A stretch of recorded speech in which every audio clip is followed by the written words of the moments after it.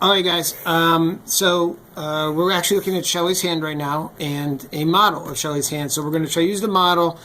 And they actually are the same size, which actually is really scary almost. So get your textbook out also and follow along. So between all of this, we should be able to work this out. But for any of our palpations, we always start with what's the easiest to find. So for our purposes, we're going to start here on the radial side, thumb side, radial side. We start that radial styloid process, a little bump right there. Look for the crease in the wrist and make sure we start above that crease in the wrist, okay? So there's the radial styloid.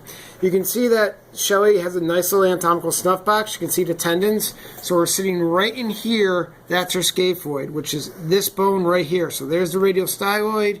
There's the scaphoid. So that's the bone we're on. And we're just going to start walking our way across. So we got scaphoid to lunate to triquetrum. All right? Scaphoid, lunate, triquetrum. And then we flip her into a fully supinated position. We're now on the ulnar side, and we look for the crease in her wrist. And just distal to the crease in the wrist, you're going to feel a little P-shaped bump. That's pisiform. All right? So you palpate that one on the palmar side. If you look on the model, you can see that the pisiform definitely sticks out. Very easy to palpate, that little bump. All right, so that's the proximal carpal row. And you guys remember mnemonic device. To find the distal one, radial styloid to scaphoid, and then we go right here to trapezium. This is your saddle joint. If we have Shelly move her thumb, we can actually feel the joint.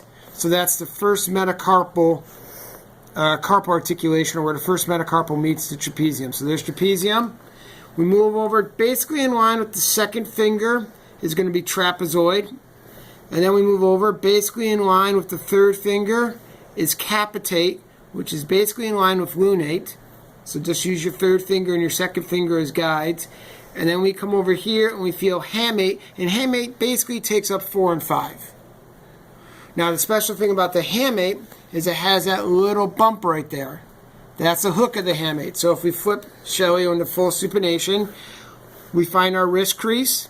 We find a little bump for pisiform, which will be right there. Then we kind of drop a little bit distal, a little bit medial, and we push, and you might feel that little hook right there. If they get a little numbness and tingling, that's a good thing because the ulnar nerve runs right there. So if you hit the ulnar nerve and they get numbness and tingling, you know you're hooking the hamate. All right, so those are your 4 distal carpal bones, your 4 proximal carpal bones. Use the wrist creases as your landmarks and make sure we don't go too far down into the palm, okay?